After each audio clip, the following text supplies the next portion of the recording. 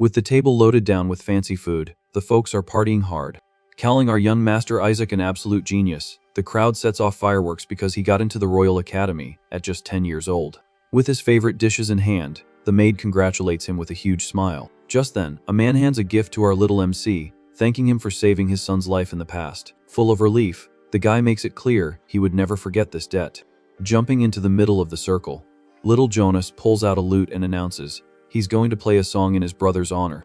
Impressed by the kid's talent, the man praises him, saying that even the court musician was blown away by his skill. Finding the whole situation amusing, our MC asks to hear the tune. All excited, the little guy agrees on the spot. But in the blink of an eye, our boy wakes up screaming his head off in the middle of the night. Facing the dark room, he realizes it was all just a bizarre dream. With a heavy sigh, the young master calls himself an idiot for remembering that stuff. Suddenly, heavy footsteps echo down the empty hallway. Quietly cracking the door open, the servant named Lucas peeks inside. Seeing his master's ghost white face, Lucas asks if he had a nightmare. With a hand on his face, our boy confesses he dreamed about things from 20 years ago. Along with the meal, the servant tells him not to dwell on the past, because it's been a long time. After setting the cheese and soup on the table, he tries to lighten the mood. Right after, Lucas brings up the sword training our MC skipped the day before. Flashing back, the story shows that the young man caught a 3-month flu, and his father dragged him all the way to the Tower Mages to try and cure him. Over tea, the specialist explains that the boy has a completely bizarre physical constitution.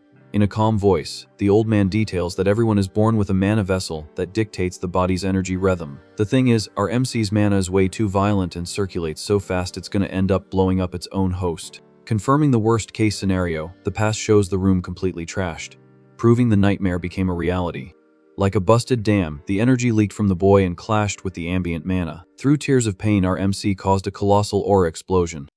Wrecking everything around him, the power ended up taking his own younger brother's right hand. Collapsed on the destroyed floor, the boy saw the damage he'd done to his own family. Desperate with guilt, he begged his father to lock him away in some isolated hole. Full of sorrow, our young master accepted his cruel fate without complaint. Isolated in a dark corner, the boy made sure no one else would get close enough to get hurt. Sitting alone in the gloom, he spends his days meditating and trying to control his own disaster. But suddenly, a strong coughing fit hits the servant. Startled by the noise, our boy gets worried about him. With a dirty hand, the servant stares at the dark liquid staining his fingers. Aware of the risks, he instantly understands that coughing up blood is a pure symptom of mana poisoning. In a quick pull, the young man says this happened because the guy was near him for too long.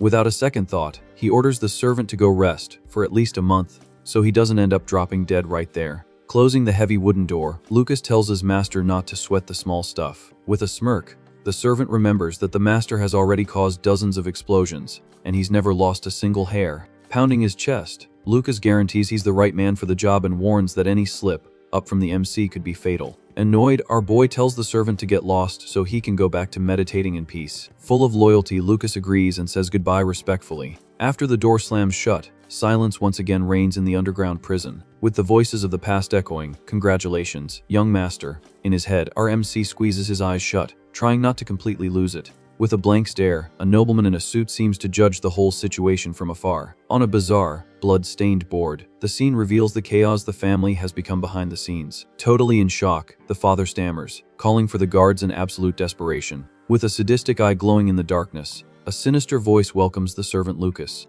Sitting alone at the end of a giant table, the mysterious assassin waits patiently. All beaten up and bleeding, Lucas gives a weak smile, greeting the so-called young master. With a violent jolt, our MC wakes up from another gnarly nightmare, gasping for air. In the dark, the painful truth hits him with the blunt news that the faithful Lucas had kicked the bucket. Curled up in bed, he remembers the last time he saw his friend. He was coughing up blood and had been gone for over a year. Staring at the untouched plate of food, loneliness hits hard in that cold stone cell. Sinking into his pillow, the boy blames himself, saying he should have kept his distance from everyone from the start. Full of remorse, he thinks he should have been a cold jerk, so he wouldn't get attached to anyone. Remembering his happy, smiling family from the past, the pain squeezes our isolated hero's heart. Suddenly, time flies by as potatoes fall through a food chute, proving that the years have slipped through his fingers. Grabbing the food with a hand that's already wrinkled and veiny, our MC decrees that despite everything, he's still alive and has to stay focused. With his mouth full of dry potato, the now old Isaac decides he needs to look to the future, not the past. By the marks on the wall, we can see that the young master withered away and turned into a worm.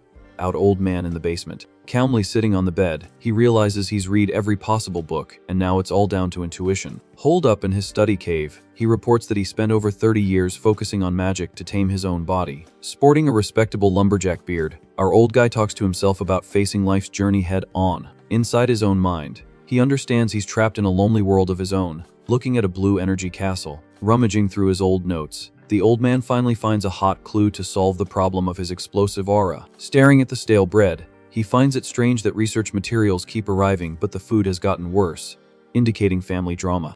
On the study table, magic stones help him stay focused on his great goal. Counting the scratches on the wall, the old man calculates he must be over 70 years old, locked up in there. Suddenly, a hoarse voice calls him brother.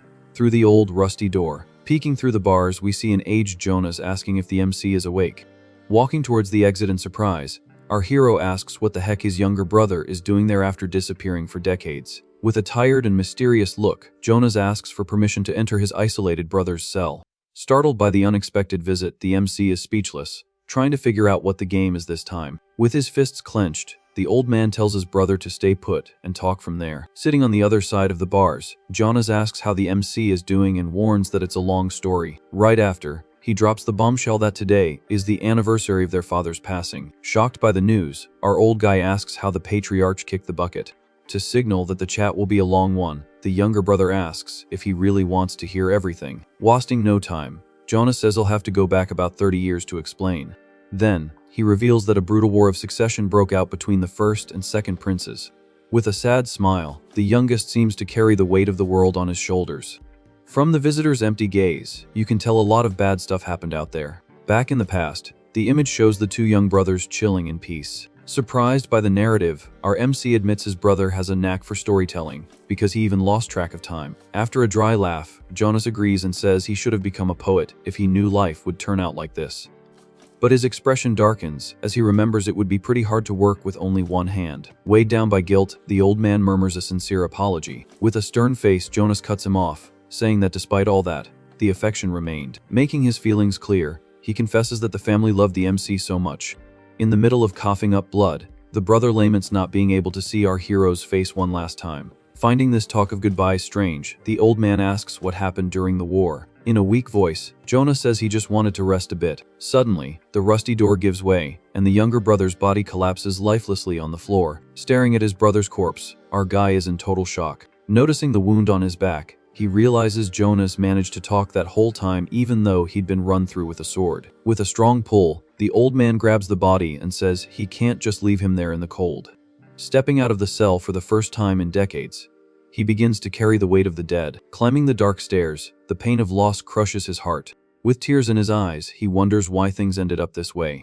Holding the skinny body, the old man grieves, feeling that his brother weighed nothing and must have been starving. Pushing open the double doors, he finally sees daylight after a lifetime in the shadows. Breathing heavily, he feels the fresh air hit his face. Before his eyes, the family's grand mansion appears completely in ruins. With cold flakes falling from the sky, he tells his brother that it's snowing.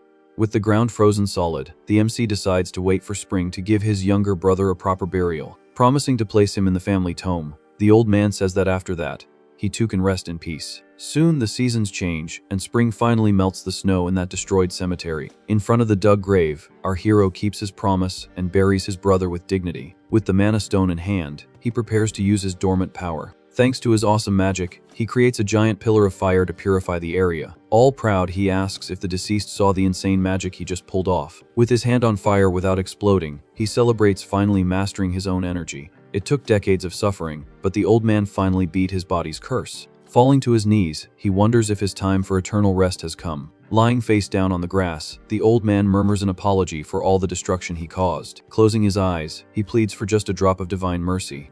In his final seconds, his mind wanders, thinking that if he hadn't given in to despair, the story would have been different. In front of the wrecked mansion, he passes away with this bitter doubt eating at his soul. On his last breath, our old guy's life finally fades out. Suddenly, a familiar voice calls to him, but his confused mind remembers that the servant hands had passed away a long time ago. With a loud swoosh, the curtains are thrown open, letting the sun hit his face. In a desperate leap, our kid wakes up young again, gasping for air like a madman. Beside the bed, the servant hands points out that his master is as pale as wax and covered in a cold sweat. Worried about the situation, The servant asks if he had a rough night's sleep. Confused by his own body, our MC wonders if this is that life flashing before your eyes thing. At that moment, quick footsteps echo in the hall, looking for the missing young master.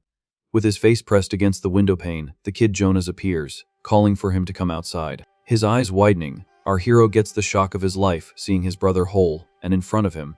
Blinking a few times, he can hardly believe what's happening. Perched on a tree branch, the younger brother waves happily, showing a toy in his hand. Speechless, the MC can only whisper the kid's name in disbelief. With two perfect arms, his little brother smiles, asking him to come down and play in the garden. Touching his hand to the cold glass, our boy feels that this is too real to be a hallucination. As the heavy reality sinks in, he's dead sure this is definitely not a dream. Looking at his own hand, the conclusion is obvious: he really did travel back in time. In his head, the words from his meditation in the cell echo, telling him to empty his mind. Remembering his own magical training, he focuses on breaking the chains of his old life. With a determined look, our MC decides to embrace his true identity right now. Outside the room, maids are cleaning up a monstrous mess that he himself caused in a mana outburst. In the hallways, people whisper that the boy's temper is bad because of his bizarre illness. Overhearing the gossip, the servant hand scowls and threatens to teach the house gossips a lesson. Quickly, our hero grabs the servant's clothes, telling him to let it go. Without letting go of the shirt, he tells the servant to stop coming here, because he ended up getting hurt again. Falling to his knees, Hand swears his loyalty and says he still likes the young master, despite everything. With a sincere smile, the servant assures him that this is just a passing rough patch. Moved by the words, the kid agrees that this storm will soon be over for good. Seeing the memory of his brother smiling in the tree, he embraces this new reality with all his might. With the look of someone who has a focused plan, the MC calls the servant by name, ready to change everyone's destiny. At that, Hands readily agrees with his master. Without beating around the bush, our MC tells the guy to get out of the room without looking back. With a dark look, the boy demands that the servant disappear from his sight right now. Visibly sad, the attendant gets the message and just obeys the command with his head down. Clenching his fist by the window, our MC knows that keeping his friend away is the only safe choice. Staring at his own hand, the young man wonders if the servant said that just because it was what he most wanted to hear in a dream. With a sharp slap to his own face, the hero tries to snap back to reality and test his senses. Feeling the sting on his cheek, he confirms that the physical pain is very real. Totally focused, the kid decides it doesn't matter if all of this is a crazy dream or pure reality. Facing the window, the hero promises himself he will never let another mana explosion destroy everything. Tapping a pen on the table, the brilliant mind remembers the perfect method to cure his bizarre body. With the tool in hand, the bold plan involves creating a special runestone from scratch. After carving the magic pattern after years of research, the item finally gains an insane power and glows brightly. Surprised by the steadiness of his youth, our MC finds it amazing how much easier the manual labor has become. In theory, the goal is to create an organic vessel capable of holding all this chaotic energy running wild. But the boy's energy is so violent that it destroys any natural barrier like a hurricane. Unlike normal people who would drop dead on the spot, his resilient body magically heals right after the damage. Because of this bizarre cycle, the monstrous explosions kept repeating dozens of times. Thanks to this runestone, the tactic now is to intentionally damage his body's own energy channels. By piercing the magic circuits, our young man forces a continuous impact on the internal flow. This way, new routes open up, relieving the brutal pressure so the mana can circulate. Soon, a small flame appears in his palm, proving that control is back on track. With a tense sigh, our MC wonders if peace will reign this time. Suddenly, the fire grows insanely, and the magic goes off the rails in the blink of an eye. In a colossal flash, a giant flame shoots up, almost frying the bedroom ceiling. Totally shocked by the fire's massive power, the kid's eyes go wide, completely stunned. Not understanding a thing, the prodigy tries to process the scale of the damage he almost caused. Immediately, the magic channels tingle and glow a neon blue inside his body. Gritting his teeth hard, the hero realizes things have gotten completely out of control once again. In a swift move, the flame is punched out, a reminder that the goal here isn't to become a walking flamethrower. Back to square one, the main focus needs to be just avoiding new explosive disasters. With his feet firmly on the ground, the young man realizes he's going to need a much beefier runic setup. Keeping his cool, the obvious conclusion is that only 3 mana paths can't handle the pressure. At that, the blue stone is crushed in his hand, confirming the sad rule of not letting anyone get close. In the dead of night, a loud voice echoes across the castle courtyard, announcing that dinner is on the table. Nearby, the boy chews in silence while Hands tries to shove more food down his throat. Full of jokes, the servant teases his master and warns that he's not budging until the plate is clean. Next to the warm fireplace, the hero asks his own age and finds out he's exactly 12 years old. After another bite, it dawns on him that this is the perfect age to pretend to be spoiled and bratty. In pure silence, our kid continues his meal with the attendant watching his every move. Suddenly, the silver spoon clatters on the plate when the subject shifts to a certain person who's vanished from the house. In a somewhat sarcastic tone, the boy finds it bizarre that a nanny would leave the good life of nobility to care for her sick son. As the strong flames crackle in the fireplace, the mood in the room suddenly gets heavy. With his chin resting on his hand, the MC questions if the nanny's son was the only unlucky one to catch this so-called pneumonia. Quickly, Hams drops the awful news that all the children in the lower village have also been infected by the outbreak. Staring at the moon through the dark bedroom window, the memory of a grim past finally sparks in his mind. Remembering the nanny's family crying tears of blood, the young man declares he will prevent that death no matter what. Forcing his mind hard, the prodigy tries to recall the real cause behind this fatal epidemic. In a very quick flash, his body turns to the side, calling his faithful squire by name. Straight to the point, the question hits the table, wanting to know what bizarre monster the guard has been killing in the area. Far from the stone walls, the scene cuts to a deer peacefully strolling in the snow of the dark forest. Suddenly, a fiery explosion shatters the peace, scaring the cowardly animal into the dense woods. Passing near the moving target, the flame attack sets a piece of the thick forest on fire. Stepping out from behind the burned trees, our boy lets out a heavy sigh, cursing his own bad aim. Adjusting the backpack on his shoulders, the lone traveler continues his journey down the dirt path. Just ahead, an old, crooked wooden sign warns that the cliff's edge is approaching. In the hero's vivid memory, the servant explained that mysterious mages had bought the beast's carcass for the tower's studies. Still in the middle of the flashback, the attendant quietly confesses that he spied on the dead creature stretched out in the village courtyard. From the exact description of a hairy, silver spider, the MC's sharp brain immediately puts the puzzle together. Sitting on an isolated bench, our kid deduces that the winter spiders are a headache because they attack in infinite hordes. With a piercing gaze, the boy concludes that the real danger was never the bite but the toxic mana the creature carries. In the vision of past terror, the disease slowly suffocated its victims like an invisible noose around their necks. Crouching in the dense darkness, the prodigy finds medicinal herbs glowing softly on the frozen ground. Holding the handful of dirty leaves, it's clear that the village kids inhaled the toxic gas released by the dead insects. In a quick move, the first-time healer shoves all the glowing weeds into his leather bag. Zipping it up, the hero takes advantage of the medical ignorance of the time, since no one there dreamed of an antidote for this. Full of confidence, our MC checks his stock and confirms that this small load is enough to clear everyone's lungs. Thanks to the power of the sacred bush, the kid's violent fever will be cured in almost the snap of a finger. Thinking of his distant family, the image of his father fighting wars in the middle of nowhere fills his thoughts. At the same moment, the memory of his mother traveling the world for a badass healer also hits him hard emotionally. Aware that the clock is ticking, our adventurer knows the nanny's son is heading for a coffin if he just sits around moping. Under the cold moonlight, the discreet arrival in the silent village happens in the middle of the heavy night. Through the rustic window, you can see a small body writhing in pain on a straw bed. After a few dry knocks on the door, the nanny opens a crack, scared to death, and comes face to face with a hooded dwarf on her porch. Tossing off the cloak in a stylish move, the kid shows off his cocky face, leaving the poor woman's jaw on the floor in shock. Startled by the late-night visit, the nanny asks what the heck he's doing there. Wiping the dust from his face, our MC hears the woman worrying about the dirt on his clothes. Wasting no time, the kid starts to walk in while the poor woman tries to block his way. Completely desperate, she warns that her son has pneumonia and the risk of contagion is extremely high. Pulling a cloth mask from his pocket, the hero shows he came prepared for the worst. Even so, the lady of the house keeps begging him to leave right away. Ignoring the warnings, our MC goes straight to the bed where the sick boy is passed out. Up close, you can see the kid's deplorable state, sweating cold under the straw blanket. Noticing the blue spots on his face, the improvised healer immediately confirms it's mana poisoning. In tears, the mother calls out to the boy, thinking it's the end of the line. Slowly, the little one opens his eyes, looking very weak. In a failing voice, the sick boy begs the young master not to fire his mom. Crying rivers, the nanny takes the blame, saying she missed work because of this mess. Giving a friendly smile from behind the mask, the MC assures her that no one is getting thrown out on the street. Right after, the scene cuts to a scary cave in the middle of the woods. Chatting with the local guide, our kid asks if that's really a limestone cave. Handing a lantern to the boy, the bearded man confirms the information. Turning his back, the guide warns him to be careful, because a lot of people have been disappearing around there recently.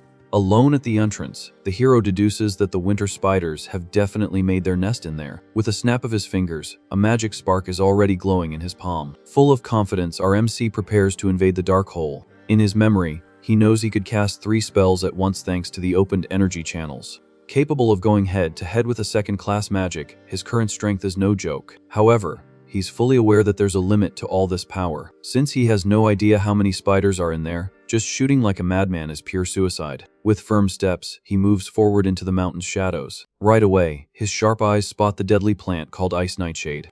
Crouching near the plant, he remembers that the diluted fruit serves as a common anesthetic. But for these specific spiders, the stuff is an insanely lethal poison. Quickly, he fills an old pot with the deadly leaves. Feeling the leaves prick his hand, the young man regrets not bringing a thick glove. Adjusting the pouch of runestones at his waist, he makes sure his stock is full for the fight. Without further delay, the intruder descends even deeper into the cave's bizarre darkness. Stepping on puddles and loose rocks, the silence of the place is terrifying.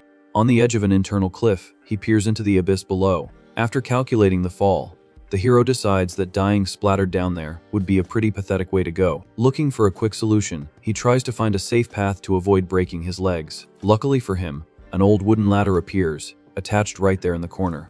With his hands on the worn-out rope, he hopes the structure holds up. Very slowly, the prodigy descends step by step, lighting up the bottomless pit. Finally, his boot hits the solid stone floor. Letting out a sigh of relief, he realizes the worst is yet to come. Suddenly, the boy's blue eyes go wide at a totally gruesome scene. At the back of the hall, the floor is covered in mortal remains, proving it's the right place. Piles of bones and mummified bodies show that the victims were drained to the last drop. Picking up one of the dirty bones from the floor, the kid coldly analyzes the situation. In the blink of an eye, his mind connects the dots that this is where the missing villagers lie. All of a sudden, a disgusting sound of skittering legs grabs his attention in the dark. From the shadows, a horde of giant spiders begins to surround the intruder. Immediately, our MC conjures intense fire magic in his right hand. Ready for combat, he raises the flame to intimidate the nasty creatures. With the light in its face, a spider backs away, afraid of the extreme heat. In a quick move, the young master throws fire on the ground, creating a protective barrier around himself. To buy a few minutes of peace, he stands right in the center of the circle of flames. Adjusting the mask on his face, the final preparation finally begins. Kneeling on the dirty ground, he focuses on the pot of weeds he set aside earlier. With a magic touch, the deadly plants begin to burn, releasing a dense smoke. Soon, a green and totally toxic gas spreads through the enclosed space. With their lungs full of poison, the winter spiders begin to tremble violently. Completely dizzy, the monsters lose their strength before even trying to attack. Quickly, the poisonous smoke does the dirty work on its own, suffocating the entire plague. With a bloodthirsty look, our hero declares that the real hunt has begun. Far away, the scene cuts to the young master buried in books back at the territory's mansion. Super ticked off, he slams his pen on the paper, asking why things went so off the rails. Outside the window, a commotion is breaking out in the castle courtyard.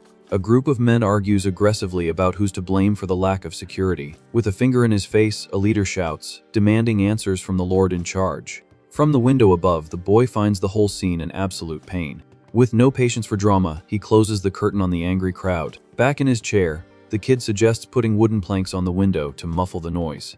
In a flash, he thinks it might be better to move his entire room to the house's basement. It's much quieter down there and perfect for focusing on his magical constitution research. Eyeing his notes, the MC already plans to line the walls with anti-explosion minerals. In a quick turn, he asks if Hans thinks the plan is good. However, the servant remains with his back turned, completely lost in silence. Staring into space, the boy leaves the pen hanging in the air, his head in the clouds. In a faint murmur, he remembers that the servant is probably doing fine in his own corner. In the mansion's grand office, the boy continues to write nonstop, focused on the work. With his hand flying across the paper, he frantically records all his research. Determined to finish quickly, the prodigy signs the last scroll of the batch. The pen glides one last time, setting the ink on the old sheet. Suddenly, a chill runs up his spine, and he realizes he forgot a crucial detail. Eyes widening, our kid realizes the blunder he just made. Standing in the middle of the table full of books, he processes the bizarre flaw in his own plan. Back in the cave, the toxic smoke rises to the ceiling, reeking of pure death. Collapsed on his knees on the grotto floor, the intruder coughs, trying to get some clean air. On the other side, the smaller spiders are already starting to keel over, dying from asphyxiation. Thanks to the fire, the burning of the ice nightshade takes effect quickly, paralyzing the pests before killing them. With a wet cloth tied over his face, the young master confesses he almost bit the dust too, since he's not immune to his own poison. To avoid kicking the bucket, he had to use his bizarre mana to purify the toxins from his body through sheer force. At the same time, he focused his remaining energy to generate a giant fireball. To gain ground, the plan is to create a perimeter of flames around, isolating the stunned monsters. Because of the 3 open magic channels, he can cast the area of effect fire with relative ease. Waving goodbye to the frying spiders, he prepares to move forward into the nest. In a colossal burst, the pillar of fire rises, devouring everything in its path. Noticing the pattern of the creatures running in desperation, he figures out they're all heading in the same direction. With a little laugh behind his cloth, the MC deduces there must be running water over there. Stomping hard on the hot rocks, he pushes forward through the scorching chaos. With rocks falling from the ceiling due to the extreme heat, the whole cave starts to become unstable. Realizing his mistake, he admits the fire was useful, but the smoke will end up suffocating him if this keeps up. Cutting the chatter, the obvious decision is to finish the mission as fast as possible and get out. Suddenly, a frozen underground lake appears, glowing a sinister blue. His teeth chattering, the boy mutters that the temperature in here dropped bizarrely, all of a sudden. Stepping on the slick ice, the cold shoots up through his boot, signaling that things just got serious. Getting closer, the hero is startled by the bizarre sight on the wall. Lighting it up with his improvised torch, he's hit with a huge surprise, seeing dozens of disgusting blobs stuck to it. Immediately, it clicks that those are all spider eggs about to hatch. With his eyes wide in shock, the kid feels the ground vibrate slightly. With a thunderous noise, giant footsteps begin to echo through the ice tunnel. Completely paralyzed, the kid tries to process the size of the creature that's coming. Deep in the cave, a colossal shadow begins to form in the bluish gloom. Wasting no time, the boy readies a fireball in his hand to defend himself. Launching the flame straight into the darkness, he tries to scare the monster off by force. Cutting through the cold air, the flaming missile tears its way toward the target. From the shadows emerges the monstrous Spider Queen, dodging her face out of pure instinct. Staring into the creature's red, angry eyes, our MC freezes for a second. Totally ticked off, the queen leaps with everything she's got at the tiny intruder. With a violent impact, she slams her legs into the ground, but the boy manages to roll away, narrowly escaping death. Mid-tumble, he curses loudly, frustrated that this bad feeling never leaves his head. Getting up quickly, the dust settles, and the Winter Spider Queen reveals her true demonic face. Unlike the other weaklings, this giant can handle flames just fine and even lets out a bone, chillingly cold breath. In a quick pounce, the spider throws a sharp leg like a spear into the middle of the ice. With pure agility, our MC dodges, throwing his body to the side on reflex. In the blink of an eye, he counterattacks, and the fireball explodes right in the monster's face. Panting with exhaustion, the hero realizes the explosion didn't even tickle the creature's damn ice armor. Fortunately, the queen isn't that agile, so it's possible to try and keep a safe distance. But the boy's vision starts to get seriously blurry out of nowhere. At the extreme limit of exhaustion, the lack of combat experience in a 12-year-old body takes its heavy toll. Stumbling on his feet, the kid almost collapses in front of the enraged spider. Taking a deep breath, he tries to search his mind for a reason not to give up right there. Suddenly, his thoughts drift far away, bringing back a good, random childhood memory. The soft wheat bread that Hans would give him in the dead of night floods his memory, bringing comfort. Even in that godforsaken place where wheat doesn't grow, the nanny would travel for hours by carriage just to buy the soft bread for the picky boy. In the warm memory, the woman's smile as she cared for him with affection ignites the will to live in the exhausted hero's chest. Pulling the old shovel from his back with fury, the boy declares he's going to demand a whole batch when he gets back. Wielding the iron tool and a fireball in the other hand, the warrior's posture changes completely. With no fear of death, the MC states that queen or not, the monster is nothing but a damn spider in the end. In a furious attack, he hurls his heavy backpack right at the giant creature's face. Distracted by the luggage, the spider breaks the bag, revealing shattering glass potions. Taking advantage of the enemy's second of blindness, the kid leaps with everything he's got for an aerial attack. In a brutal blow, he brings the iron shovel down with full force, cracking the ice on the monster's head. Screaming in pain, the queen lets out a sharp shriek that shakes the entire cave. Throwing its body back, the beast smacks the boy away like a rag doll. Still staggering, the spider goes crazy, screaming nonstop from the hard hit to the face. Scrambling on the slick ice, the hero digs his boots in, narrowly avoiding a fall into the abyss. Noticing he's running out of mana, he realizes that any mistake now is certain doom with no second chances. Knowing that long-range shots won't work, he decides to go for brute force at close quarters. Focusing his remaining energy, he concentrates a red, pulsing flame, very different from the piddly little ball before. By mixing cold and hot air through brute force, the mana ball begins to turn a bizarre, unstable blue in the air. Facing the beast head on, the kid mutters, asking for just a little more time. With a thunderous roar, telling the spider to go to hell, he unleashes his power with everything he has. Straight to the creature's forehead, the lightning magic cuts through the air and embeds itself in the frozen exoskeleton. Taking advantage of the shock, the boy pushes his luck and releases the contained energy at its limit.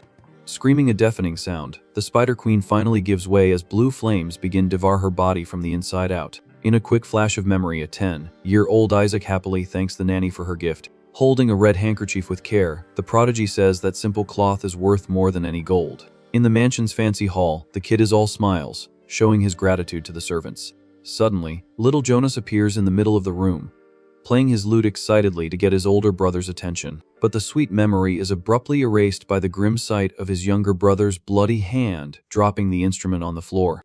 Like a punch to the gut, the harsh memory hits the MC that there's no going back to those peaceful days, ever. Cutting to another night, the servant Hans appears with a smile, delivering food to his isolated master's dark room. Trapped in a loop of regret, the old man recounts that he caught the bizarre flu right after turning 10. Because of the random explosions, the mansion became a minefield, leaving everyone in constant panic and covered in injuries. Chewing on a piece of dry bread in his prison, he remembers he must have been about 15 at the time. According to the rumors in his cell, the only news from the outside world came from his own father through the door. On the outside, the servant Hans, coughing blood into his hand, would say he wouldn't leave his master alone because no one else paid attention to him. Behind the rusty bars, the ghosts of his family would appear, saying how much they missed the boy. Clenching his fist tightly in the dark, the old man confesses that deep down, he knew the whole raw truth. Behind the wall, his own broken father confirmed that the entire family held a deep resentment because of his curse. Looking at his own calloused hands, the guilt returns, tearing his soul apart that he should have disappeared much sooner. Walking through the blood spilled in the hallway, he remembers the day everything hit the fan and a mysterious portal opened in the mansion. Throwing his body onto the dirty floor, Jonas shouted for his brother to run and try to live the rest of his life in peace. As monsters wreaked havoc and the radical church set fire to everything, the scene of total destruction was burned into his retinas. With a violent jolt, the white-haired old man wakes up in a cold sweat after reliving that sick nightmare. Soon, Hans's voice echoes in his mind, saying with a smile that life is just like that, full of crap. But in the end, the servant himself kicked the bucket in a magical explosion, caused by the master he so fiercely protected. With heavy eyes, the 12-year-old young master clenches his own leg, admitting that he was the indirect killer of those who loved him. Standing at the door, the younger Hans tries to comfort the kid, asking him not to carry the weight of the world on his shoulders alone. Giving a piece of golden advice, the servant reminds him that sometimes you have to trust others too. Face down in the grass, the boy wonders if he's living a lucid dream or if death is the next chapter. Flipping through old memories, he remembers a legendary mage from his family who had the same bizarre constitutional problem. Holding the old book, the old man recounts that during his isolation in the basement, he found the secret records left by that ancestor. The big catch is that the isolated genius only managed to find the cure for his own curse seconds before he finally bit the dust. Focused on his current goal, the 12-year-old MC promises that until he finds the definitive solution, he won't make a single wrong move.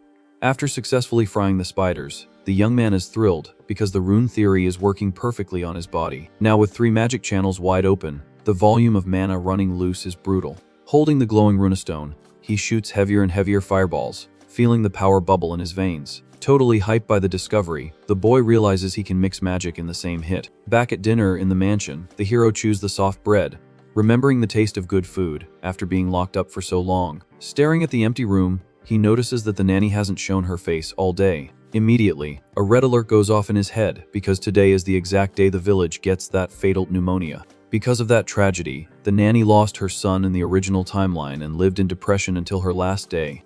With the light hitting the bedroom rug directly, the boy quickly deduces the origin of all the evil that plagued the village. Turning the diary page, the hideous creature with silvery hair is confirmed to be the terrible winter spider. In theory, just throwing toxic smoke has a temporary effect, because the nest would still be there, generating more pests underground. Lying on the straw bed, the sick young boy can barely breathe, fighting for his life.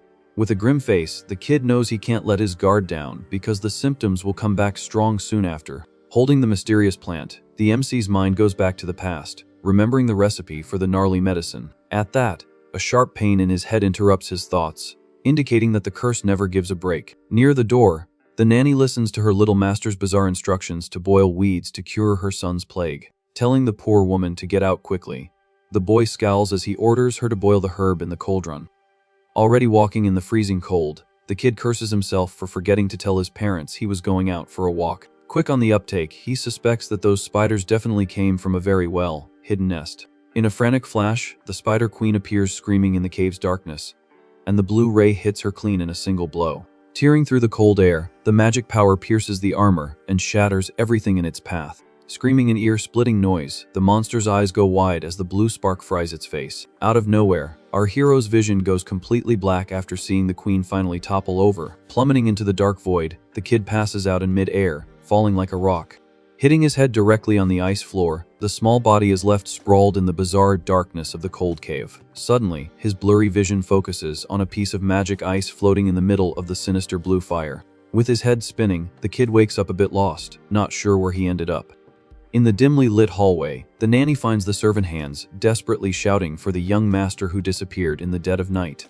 Grabbing his coat, the maid explains in a panic that the village is in chaos and everyone is looking for the problem child. Back in his thoughts, the hero recounts that after blacking out, he managed to crawl back to the village, nearly freezing to death. Arriving at the gates, he runs right into Hans, who was about to have a fit from searching for him. With no energy left to even speak, the boy collapsed for good in the desperate servant's arms. Now awake in the warm mansion bed, the kid rubs his face while the servants let out sighs of relief. With a nervous laugh, Hans tries to ease the tension by praising the young master's determination. Turning his face away with a pout, the boy doesn't answer, showing the same old attitude. Without ceremony, he cuts the chat and asks the servant directly how long he was out in bed. Quickly approaching the blanket, Hans replies that it was only half a day and immediately asks about his health. Surprised by his calmness, the nanny asks with tears in her eyes how he can think everything is okay. Playing dumb, the boy makes up an excuse on the spot that he was just looking for more healing herbs and took a silly tumble. Focused on what matters, he quickly changes the subject to ask how the nanny's son and the village kids are reacting to the gnarly tea. Relieved with the situation, our MC decides it's better to keep the mana poisoning a total secret. Soon, his sharp mind calculates that if the big shots find out, they'll send a team of scholars to poke around the mine and find the spider carcasses. Impressed by the boy's wisdom, the nanny questions how he knew about those herbs, since not even the Count's doctor knew anything. To cut the small talk, the young master tells Hans it's time to leave, but the servant grumbles about the snow falling outside. Full of gratitude, the woman holds out a basket, asking them to take it home. Inside the basket, bright red apples represent the sincere thanks of all the villagers. Staring at the fruit, our hero seems to be mulling over some important idea. Straight to the point, the boy tells the nanny to take another week off to care for her sick son until he's fully recovered. Totally surprised, the poor woman asks if she won't get in trouble with the head butler for the extended absence. With a cynical little face, the prodigy retorts, asking who said she would just be resting. With the apple in the air, he gives the clear order for her to turn those fruits into a fancy jam. A bit confused, the woman confirms the request as the kid is already turning his back, telling her to bring the jam with wheat bread when she returns. With a smirk, the hero suggests an apple pie instead, and the idea is very well received.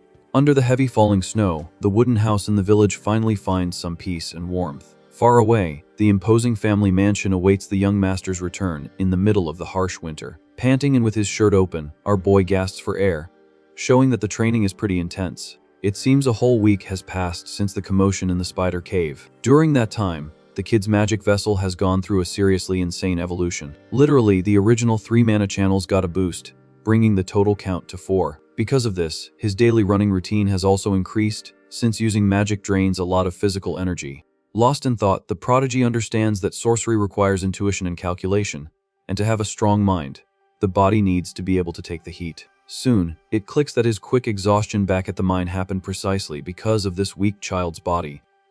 In the memory of his past life, the image of the late Lucas training his physical endurance comes to mind, showing the preparations have already begun. Suddenly, his steps freeze when a formal voice calls for the young master in the castle hallway. Right in front of him, the butler's chiller appears with an escort, announcing it's time for the routine medical check. Up. Slightly startled, our MC recognizes the head butler and eyes the man in the suit beside him with suspicion. In the boy's memory, this doctor was hired by his own father and has a reputation for being the best in the entire region. After examining the patient, the doctor cheerfully concludes there's nothing wrong and that the kid is bursting with health. Bothered by the hasty diagnosis, our hero listens as the doctor suggests adjusting his medication as soon as possible. Opening his fancy briefcase, the specialist presents a potion called panache, which is used to stabilize energy flow. Popularly known as the cure for all ailments, this panacea is used as a tonic and stimulant by soldiers. Supposedly, the drug stabilizes mana, but the young master knows this is a grotesque mistranslation from the ancient language. Eyeing the purple flask, the hard truth is that the liquid accelerates energy flow, turning it into pure poison for someone with chaotic magic like his. But for our hero's current little body, this stuff is the perfect catalyst to intentionally force the expansion of his magic channels. As soon as the doctor leaves, the boy notices the butler's fixed gaze and asks if he wants to say something. True to form, the man in the suit comments in a dry tone that the young master is being far too well behaved for his taste. Not taking it seriously, the kid listens as the butler reminisces about the old days of constant outbursts and tantrums in the mansion. With a mocking little smile, the prodigy questions if he should have thrown a fit, since the old doctors used to run from him in fear. Without beating around the bush, Stiller says he's already heard about the feat of curing the kid's pneumonia in the Black Goose village. With a slight bow, the old man firmly requests that from now on, the boy act with more discretion on his adventures. Through the old man's cold eyes, you can feel the weight of authority and respect he carries in commanding the house. With his back to the man, our MC confesses in his thoughts that he was never able to get close to this guy properly. With imposing steps in the hallway, the butler was always seen as a cold old man who prefers to keep everyone at arm's length. However, a warm memory hits the boy's mind, showing a more human side of the head of staff. In the past vision, Schiller himself handed a bag to the kid, asking that if he needed to do something stupid, he should at least give a heads up first. Deep in his memory, the boy recalls his deceased brother's last words about that man's unwavering loyalty. In front of the destroyed mansion, the butler had served the family since the previous generation and remained faithful until the day he lost his own life. In a complete change of subject, a curious voice in the garden questions why the young master is running every single day. Bathed in sunlight, our MC explains that historically, all badass 5th-class mages trained their physical bodies without exception to withstand the mana. Far away, a pen glides elegantly on paper, signing another important report from the house's paperwork. Locked in his office, the butler Schiller confirms that the verification is complete, and the boy really did cure the entire village on his own. Concentrating on his notes, the old man concludes that despite the body being jinxed for magic, the young man has a bright future as an alchemist or scholar. With a rare smile of satisfaction, he mutters that this news will surely ease His Excellency's mind. Suddenly, knocks on the door break the silence, and the butler authorizes the person to enter the room. With a somewhat panicked look, a red-haired maid pokes her head through the door, apologizing for the sudden interruption. Nervously, the girl reports that the maids are disappearing without a trace, and points out that the latest one to vanish had never missed a single day in 3 years of service. With her hands on her chest, the woman swears up and down that something terrible happened to her diligent friend. In a quick flash of terror, the image of one of the maids stumbling desperately in the dark shows that the situation is bad. In the hallways, the cleaning staff gossips that the climate in the north is brutal, and bandits or monsters show up all the time looking for trouble. Defending her colleague, another maid puts her foot down, saying the missing girl would never abandon her post without telling the rest of the group. Focused on her work, the missing girl worked day and night just to pay for her sick father's expensive medicine back in the village. Leaning on his broom, the sarcastic Hans remarks that the girl probably got tired of playing nurse for the old man and took off. Faced with his colleague's irritation, he backs off laughing and asks the group to hear the grand conspiracy theory he's cooked up.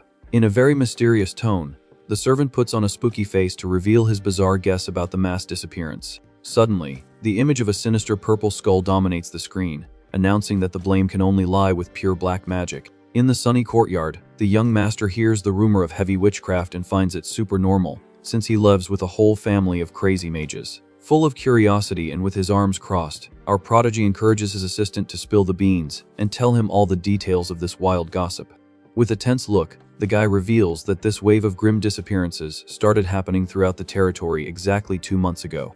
Fleeing in the middle of the night, the first victim was a maid named Hildy, who vanished off the map out of nowhere. Shrouded in a red aura of death, the second girl disappeared weeks later, until the tragedy swallowed the third victim this weekend. With a chill down his spine, the guy named Bill gulps, questioning internally how a kid can have such a murderous look. To try and hide his fear, the gossiper points to Hans, reminding everyone that the guy is always covered in bruises, just for being the explosive boy's personal assistant. Casually sweeping the floor, Hans is the target of his colleague's criticism, who bets the poor guy will never have peace in his life for hanging around the MC.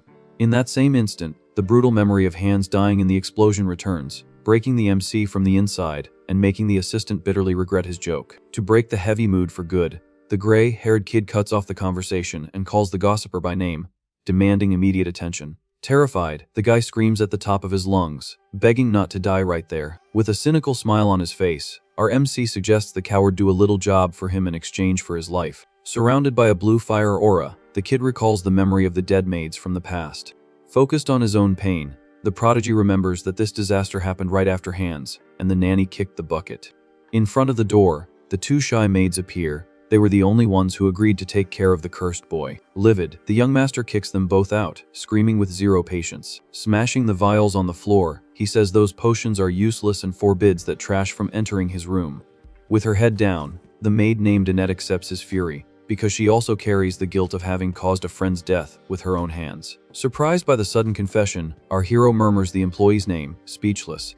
With an empty gaze, the young woman reflects that at least once in their life, everyone makes a fatal mistake.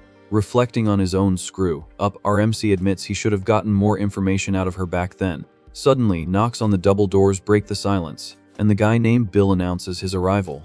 Sitting comfortably in the room, the boy asks if his lackey found the maids and gets confirmation that it was a quick job. Full of swagger, the informant explains that he interrogated the beggars on the main road, and the descriptions matched the missing women perfectly. A bit confused, the hero questions the reason for involving a broker, but the guy says the little master doesn't understand how the real world works. Far away, the journey south requires a heavy mercenary escort against bandits and money to secure free citizen status. With their bundles in hand, the women could never afford this escape on their own without outside help. Scratching his chin, the young master agrees that the mercenary's logic makes perfect sense. In a quick flash, the informant's eyes go wide as he figures out the financial play. All cynical, Bill smiles broadly, confessing he blew all the travel money just to get the truth out of the beggars. Without showing any reaction, the prodigy asks if the guy spent 20 silver coins, since that's almost half a year's salary. Playing dumb, the lackey makes the excuse that he just wanted to solve the case quickly and praises his master's generosity.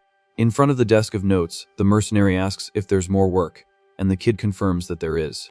Clenching his fist in joy, the crook celebrates in his head, thinking he's found a rich sucker to extort. All talkative, the guy guarantees that to make big money, you have to take risks and offers to guide the boy to the so-called broker. Cut to the scene of the crook locked in a dirty cell, asking in shock what the kid is doing in a hole like that. Sweating bullets, the mercenary tries to keep his composure, repeating his own line that life is high risk, high reward. In just his underwear behind bars, the poor guy lets out a heavy sigh, realizing he's screwed up big time. Sitting with the posture of a boss, the MC promises a fat reward this time, and the prisoner accepts on the spot without blinking. Staring at the crook with an icy gaze, the hero ignores the nervous chuckles and says that money isn't the problem. In the con man's head, he thinks he's the master of smooth talk and sees the kid as just a fat goose full of gold to be plucked. Cutting the crap, the young master demands to know the conclusion of that investigation right away. With no way out, the mercenary reveals that slave traders promise an easy life in the South, but in the end, just sell the women. With his arms crossed, the guy silently judges his little master, thinking he's just an innocent kid. In the middle of the luxurious room, the informant strikes up a conversation, trying to seem casual. But in reality, the guy is screaming desperately, trapped in the cage, not understanding how his perfect plan went so wrong. Shrouded in a dark aura, our hero holds a blue stone with the pure look of a psychopath. In his memory, the red-haired maid begged the boy not to lose hope, assuring him he would get better soon. Totally broken inside, our MC repeats the word, hope, as if it were the biggest joke in the world. In the shadows, he questions what the woman knows about hope after he himself killed those he loved with his own hands. With his fist dripping blood, the pain of the past screams out, asking if anyone understands the weight of this curse. Trying to console her master, the employee murmurs that she understands that bitter feeling exactly. Shocked by the response, the kid asks if she's talking about her so-called lost friend. With teary eyes, Annette confesses that if she had looked back or reached out her hand, maybe her friend would be alive today. Face to face, the maid admits his situation is bizarre but reminds him that anyone can make unforgivable mistakes by accident. Again, the image of the blood-stained hand reinforces that Annette's cynical words brought a strange comfort to his soul. Kicking them both out of the room, he demands to be left alone while the women hesitate, worried about his injury. Back to the interrogation, the prisoner begs for his life, swearing he's not even married yet, and that life is a divine gift. Tugging at his collar, the guy tries to justify his fear of death with a weak smile. With a blue flame glowing in the air, the young master coldly confirms the victims' names. Remembering the employees, He says the names Rosa and Annette out loud. Trying to get the truth, the MC assures the lackey there will be no punishment if he spills the beans. In the fancy office, the informant hesitates a bit before questioning if the blame for all of this falls on him.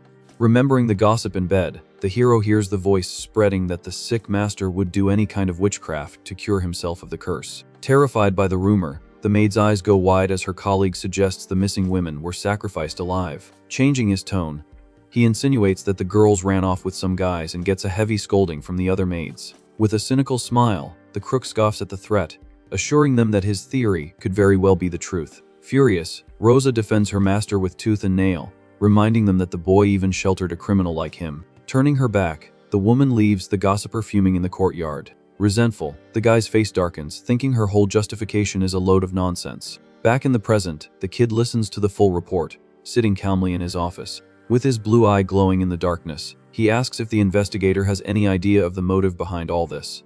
Rubbing his neck, the prodigy raises the suspicion that the whole story stinks of lies. In the flashback, the maids comment on the 3 victims in 2 months while the janitor sweeps the floor, ironically saying that castle is no paradise. Behind the door, the head butler Schiller appears with a sour look, catching the gossiping employee red-handed. Busted, the young woman tries to explain herself, stammering before the old man's authority. After hearing the outcome, the MC smirks, finding the butler's attitude quite thoughtful, and thanks him for his service. Strolling near the fountain, the butler discovers that the young master knew everything, because he cornered poor hands to get the information. Adjusting his glasses, the old man warns that if this trouble leaks, the family council will come down on them like a ton of bricks.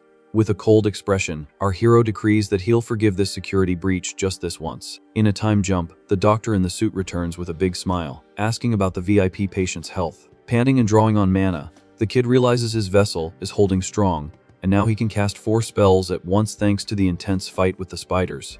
Staring at the purple potion called Panacea, he scoffs that his father really went all out on the poison disguised as medicine. Hiding in the shadows, Bill threatens a contact, warning that if they find out about his escape, everyone's heads will roll. Totally panicked, the accomplice asks if the mercenary didn't know the rumor that the young master invaded the abandoned mine all by himself.